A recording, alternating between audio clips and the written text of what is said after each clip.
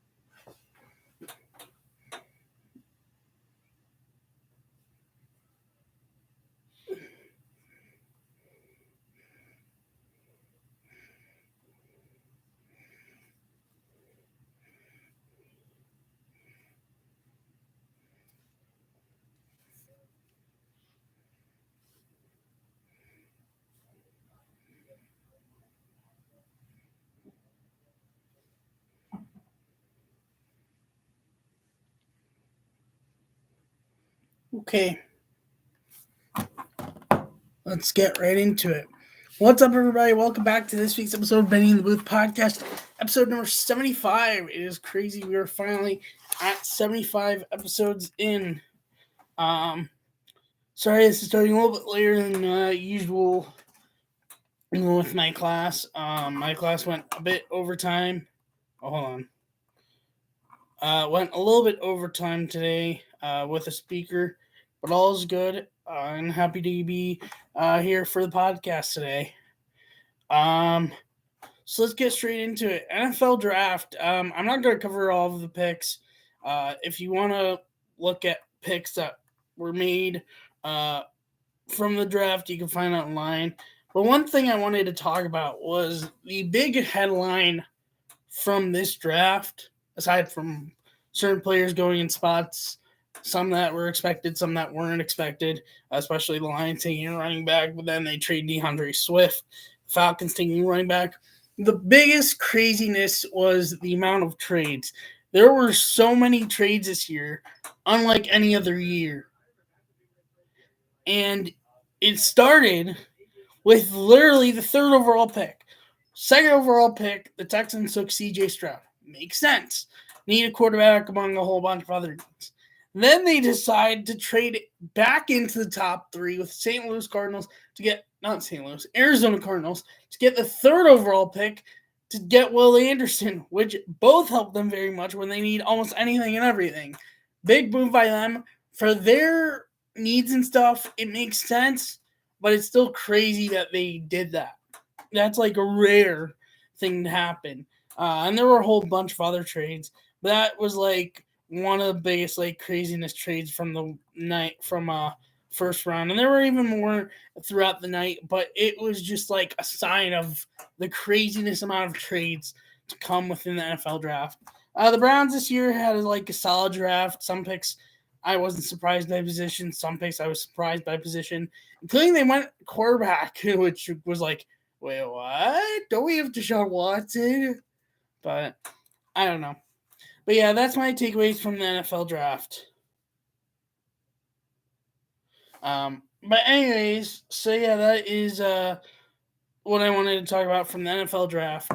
Yeah. Oh yeah, and another headline was Eagles taking more Georgia players, which kind of just seems shtick at this point.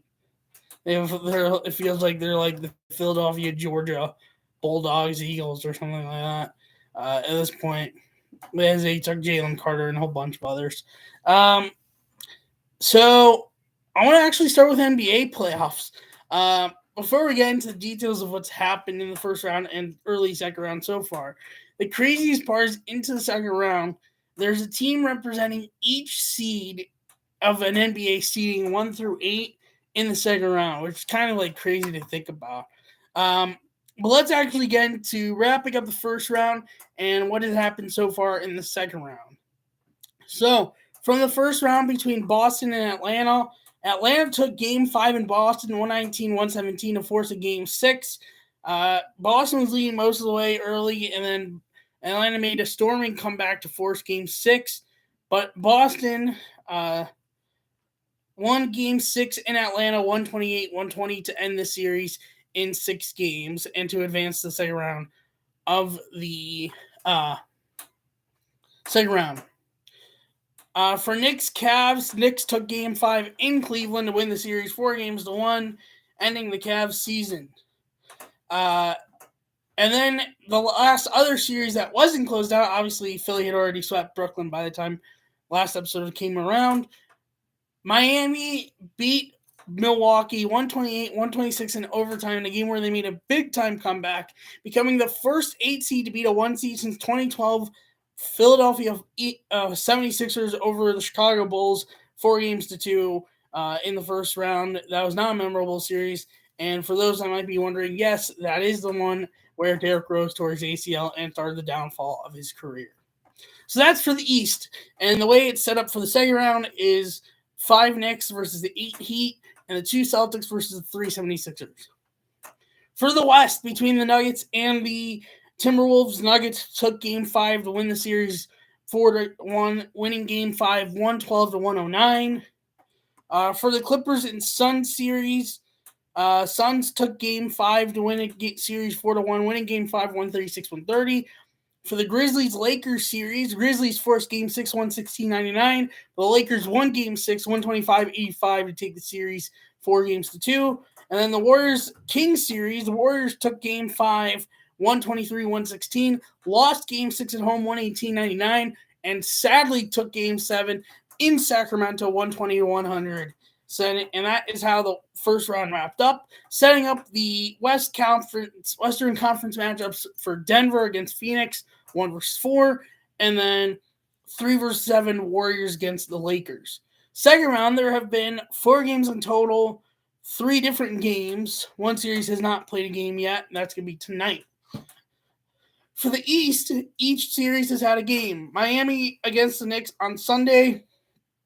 It was Knicks had a lead for a good chunk, but Miami took the lead and never looked back. Butler did get hurt, but is playing tonight. Miami took Game 1, though, 108-101. And then Philly-Boston yesterday. James Harden came up in the clutch to give Philly a 119-115 win and to take a game-to-none series lead over the Celtics. And then in the West, Denver's taking the first two games against Phoenix, 125-107 in Game 1 and 97-87 in Game 2. That is all up until tonight's games. Tonight's games, Miami at Knicks, Game 2, 7:30 on TNT. Miami up a game to none. And Lakers at the Warriors, Game 1 is tonight at 10 on TNT. That's update for NBA playoffs. So now, MLB Weekly Recap. And boy, there has been a lot, including there was a Mexico series, including the Mexico series that happened over the weekend, and that went crazy. So let's get right into the notes for this week for baseball. Yeah, from Tuesday, Yan Gomes and Nico Horner both have 3 RBI games and Cubs 6-0 win over the Padres. 5-run fifth ends Tampa Bay's 14-0 record at home with 5-0 win for Houston. Down 6-1. The Reds came back with a 6-run eighth to beat the Rangers 7-6. With 6-2 Twins a win over the Yankees. It was the Twins' first season series victory over the Yankees, including in New York and in Minnesota, since 2001. Blake Sabol gets first walk-off home run via 2-run walk-off home run in Giants' 5-4 win over the Cardinals. Ryan Feltner, in the state where he played college ball, Ohio State, got the win. 6 innings, 5 hits, 0 runs, 0 walks, 6 strikeouts in the Rockies' 5-1 win over the Guardians.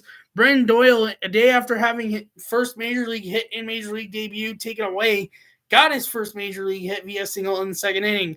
Down 8-1, the Orioles put up 5 in the ninth to try to come back, but fall too short, losing the Red Sox 8-6. Rally capped off by Cedric Mullins' grand slam home run, which is kind of fitting to say because the Orioles game I went to last year, he had a grand slam himself. Eddie Rosario solo home run and Ozzie Albies solo home run went back-to-back in the eighth in a Braves 7-4 win against Miami. That is from Tuesday. For Wednesday, hold on 1 minute.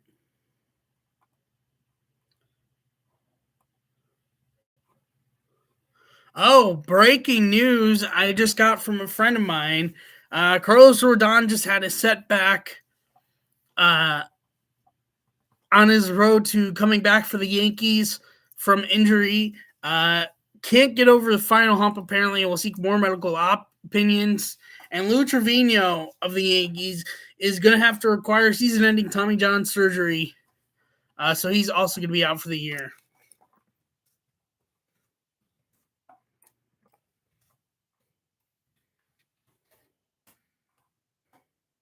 Anyways, back to my notes. From Wednesday, Fernando Tatis Jr. go-ahead 2-run single in the 7th, an RBI single in the 9th, 3 RBI in total is the difference in the Padres' 5-3 win over the White Sox.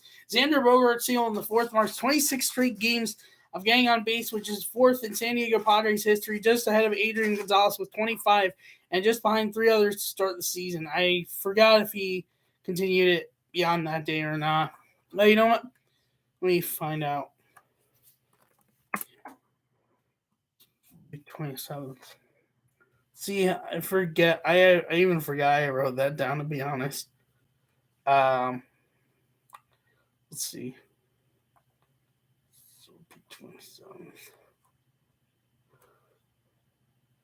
Hold on a minute. Let's see. Did it end already, or did it continue?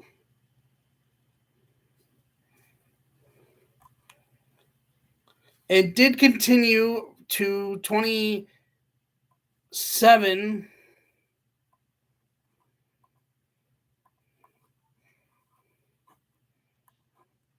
At least, as he got on base on Thursday. Friday, they did not play, as the Mexico series was only 2 games. Saturday, I believe he did. Yeah, because we'll get into how momentarily, because both of the Mexico series games are a part of my notes this week because they were crazy. He did get on base on Saturday. Let's see. So that's 28.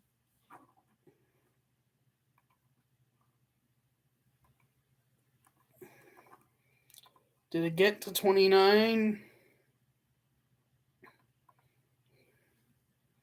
It did get to 29. Is it up to 30 going into tonight if they even played yesterday? They did play yesterday. Is it up to 30 going into tonight's game? Let's see. It is. So he's currently at 30 now going into tonight's game against the Reds. But anyways, I just realized to check on that because I didn't know anything more of it beyond that. Anyways, Tanner Bibby, starting pitcher for Cleveland Guardians in his major league debut, got the win. 5 2/3 innings, 6 hits, 1 run, 0 walks, 8 strikeouts, and 4-1 win for the Guardians over the Colorado Rockies. Ryan McMahon's strikeout swinging in the second is his first major league strikeout. 5-run second and 6-run fourth leads Yankees over Twins 12-6 on Aaron Judge's birthday, who had 3-run single in the second. Jose Miranda had a 2-homer game, solo homer in the second, and 2-run homer in the fourth. With win 6 1/3 innings pitched, 4 hits, 0 runs, 0 walks, and 12 strikeouts, Zach Gallen now has 4 straight scoreless starts of 6+ innings for a second time of his career, which since 1901 joins 3 other pitchers to do so: Luis Tiant, Walter Johnson, and Clayton Kershaw, and the Diamondbacks 2-0 win over the Royals. Drew Maggi made pinch hitter for Pirates pinch hitter for his major league debut after 13 years in the minor leagues. Struck out swinging, first time in the majors in his entire 13-year career. Pirates did win, though, back of a 5-run 7th inning versus Dodgers. But anyways, moving on. One moment. There we go. With strikeout on check swing of 5-run second by the Angels lead. 5-run second leads Angels over Athletics 11-3. With strikeout on check swing of Spencer Steer in the fifth inning, John Gray recorded his 1,000th career strikeout in a 5-3 loss to the Reds. Nick Senzel walk-off 2-run homer ends Reds 311 at-bats without a home run since April 17th versus Tampa Bay Rays, which is 8 games long, which is longest in Reds history since July 4th to 11th of 1992. That is all from Wednesday. From Thursday, Dansby Swanson finally hit his first home run as a Cup, and he hit another homer last night, so he's up to 2 now for the season, as via solo home run in the 7th and a 5-2 Cubs win over the Padres. Eric Hosmer and Nelson Velasquez game-tying and go-ahead solo home runs go back-to-back in the second. Down 4-0 from 4-run 5th by Atlanta. Miami comes back with a 5-run 9th and a 5-4 win. LA Angels 5-run 3rd, immediately followed by Oakland 5-run 4th in an 8-7 Angels win. 5-run 8th was washed by Washington, kept Washington in game, but Mets won 9 in the end 9-8. 5-run 6th leads Tampa Bay over the White Sox 14-5. Brandon Lau triple solo home run, 2-run single, double, and ended a double shy of the cycle. Connor Joe 2-run homer and Rodolfo Castro solo home run went back-to-back in the 6th. And Pirates 6-2 win over the Dodgers. Joey Ortiz, second baseman for the Orioles in major league debut, got 2-run single in the 5th inning, first major league hit and RBI. In 7-4, Orioles win over the Tigers. DJ LeMahieu and Gleyber Torres, both solo runs, went back-to-back in the second, and 4-2 Yankees win over the Rangers. That is from Thursday.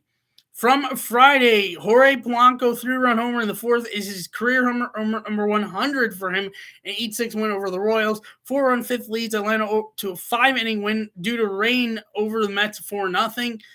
5-run 9th helps Arizona over the Colorado Rockies 9-1. That's from Friday. From Saturday, Drew Maggi, first career hit, is RBI single in the 7th inning after 13 years in MLB. In Game 2 of doubleheader in the Pirates 16-1 win in that Game 2 over the Nationals. Miguel Andujar homer in both games.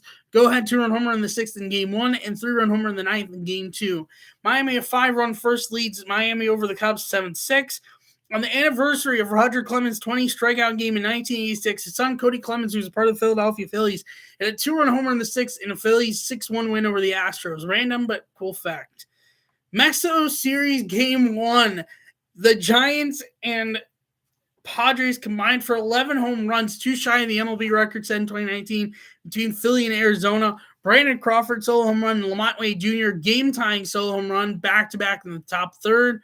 Nelson Cruz go-ahead solo home run in bottom half. Oldest Padre to homer ever. Mitch Haniger game-tying solo two-run homer in the fourth. Juan Soto and Xander Bogaerts both solos going back-to-back in the bottom of the fourth. Fernando Tatis Jr. go-ahead two-run homer, and Manny Machado solo home run back-to-back in the bottom five. Blake Sable game-tying two-run homer, and David Villar go-ahead solo home run in the seventh. Manny Machado go-ahead two-run homer, second of the game in the bottom of the seventh, and a 16-11 Padres win over the Giants. By the way, it is a higher elevation than Colorado by like 2,000. Like Colorado's like 5,000. This Mexico Stadium, which is not where the past Mexico games have been played. I had done the research recently, is at over 7,000 elevation. An elevation for baseball terms, because you might have heard of it in general, but it means more room for offense and balls to be flying for home runs. Just for people that might not know what elevation has to do with baseball. Because you might know how it works in general life, but you may not know how it works with baseball. So that's how it works with baseball. Anyways, Nathan Eovaldi, starting pitcher for the Texas Ranger and a former Yankee, threw complete game shutout against the Yankees. 3 hits, 0 walks, 8 strikeouts, and a 2-0 win over the Yankees. Ezekiel Duran, two-run homer in the fifth was the only runs of the game. 10-run seventh by Tampa Bay Rays in 12-3 win over the White Sox, including home runs from Randy Arozarena. Back-to-back home runs from Randy Arozarena. Hold on, I just lost where I am.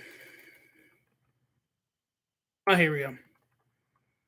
3-run homer and Josh Lowe solo home run. After being no-hit by Lance Lynn for 6 innings, Rays and Co. put up 12 runs, which is most after being no-hit through 6 innings in expansion era. Randy Arozarena had a two-homer game, solo home run in the ninth, along with that 3-run homer in the seventh. And Mike Trout had a 2-homer game, 2-run homer in the eighth, and 2-run homer in the ninth. But sadly, still the Angels lost 7-5 to Milwaukee, which is just the sad part about Mike Trout with the Angels.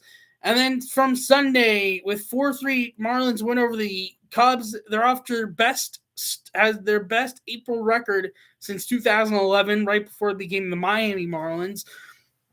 With 4-3 Orioles win over the Tigers, first 6-game win streak since July 21st to August 13th, 2014. It also marks 19 wins in April, which is most in a single month since June 2016. Also marks 6 straight series wins, first since 2014. A lot of history Baltimore's been making so far. 7-run third leads Minnesota over the Royals 8-4. 5-run eighth by Tampa, down 9-5.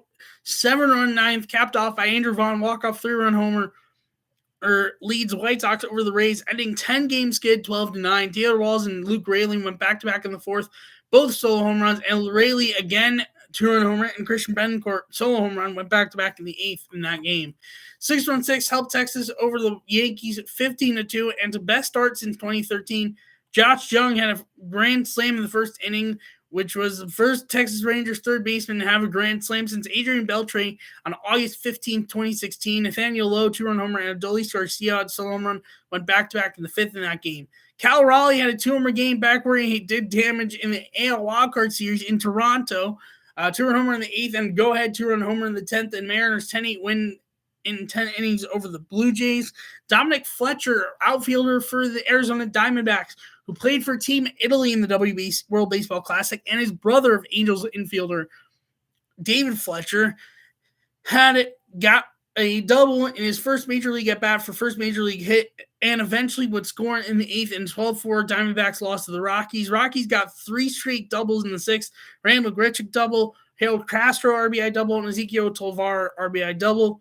That is from Sunday. And for Monday, Sean Murphy, 2-homer game, 3-run homer in the first and 2-run homer in the seventh, and a 9-8 Braves win in game 1 of a doubleheader against the Mets. They lost game 2.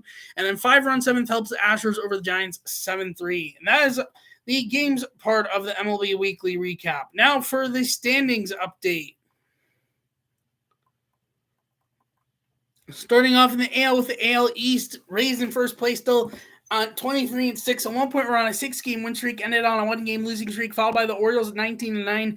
at one point were on a 7-game win streak, ended on a 2-game win streak. Followed by the Blue Jays at 18-11. At one point were on a 6-game win streak, ending on a 2-game losing streak. Followed by the Red Sox 16-14, ending on a 3-game win streak. And followed by the Yankees at 15-15, ending on a 4-game losing streak. That is for the AL East. For the AL Central, the Twins in first place 17-12, ending on a 1-game win streak. Followed by the Cleveland Guardians in second place at 14-15, ending on a 1-game win streak, followed by the Detroit Tigers at 10-17, ending on a 2-game losing streak, followed by the White Sox at 8-21. As I had said previously, at one point we're on a 10-game losing streak, ending on a 1-game win streak, followed by the Royals in fifth place at 7-22, ending on a 1-game losing streak.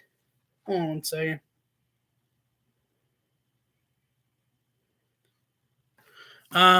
Sorry about that. For the AL West, Rangers in first place at 17-11, ending on a 3-game win streak, followed by the Astros at 16-13, ending on a 2-game win streak, followed by the Angels at 15-14, ending on a 1-game win streak, followed by the Mariners at 12-16, ending on a 1-game win streak, followed by the Athletics at 16-23, 1 point on a 5-game losing streak, ending on a 1-game losing streak, ending on a 1-game win streak. That's for the AL. For the NL, starting with the NL East, Braves in first place at 19-10, ending on a 1-game losing streak, followed by the Marlins at 16-13, ending on a 4-game win streak, followed by the 16-13 Mets, ending on a 1-game win streak, followed by the 15-15 Phillies, ending on a 2-game losing streak, followed by the 10-18 Nationals, ending on a 1-game losing streak. For the AL Central, the Pirates in first place at 20-9. At one point, we're on a 7-game win streak, ending on a 1-game losing streak, followed by the Brewers at 18-10, ending on a 1-game losing streak, followed by the Cubs at 15-13, ending on a 1-game win streak, followed by the Reds at 12-17. At one point, we're on a 5-game win streak, ending on a 2-game losing streak, followed by the Cardinals at 10-19, ending on a 3-game losing streak. And then from the NL West, Dodgers in first place at 17-13, ending on a 4-game win streak, followed by the Diamondbacks at 16-13, ending on a 1-game losing streak, followed by the Padres at 16-14, ending on a 3-game win streak, followed by the Giants at 11-17. At one point, we're on a 5-game win streak, ending on a 4-game losing streak, followed by the Rockies at 9-20, ending on a 1-game win streak. And then the schedule for tonight's games in baseball.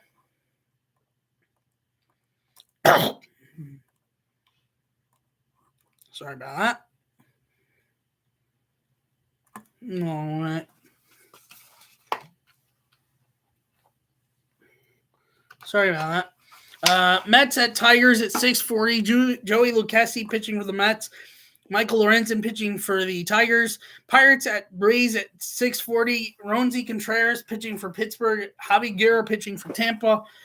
Braves at Marlins at 6:40. Bryce Elder pitching for Atlanta. Sandy Alcantara pitching for the Miami. Cubs at Nationals at 7:05. Hayden Wesneski pitching for Chicago. Trevor Williams pitching for Washington. Cleveland at Yankees at 7:05. Tanner Bibby pitching for Cleveland tonight. Garrett Cole pitching for New York. Blue Jays at Red Sox at 7:10. Yusei Kikuchi pitching for Toronto. Tanner Houck pitching for Boston. Twins at White Sox at 7:10. Joe Ryan pitching for the Minnesota. Michael Kopech pitching for Chicago. Orioles at Royals at 7:40. Tyler Wells pitching for Baltimore. Ryan Yarbrough pitching for Kansas City. Angels at Cardinals at 7:45. Diamondbacks at Rangers at 8:05. Giants at Astros at 8:10. Brewers and Rockies at 8:40. Cardinals at Padres 9:40.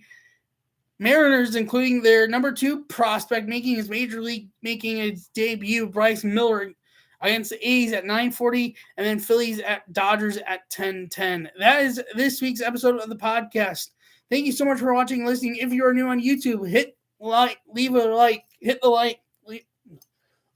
hit the subscribe button, and hit notification bell to notify when I go live and or post a video on here. If you're new on audio, follow the podcast, leave a review, and hit notification bell so you're notified when I post on there. Thank you so much for watching,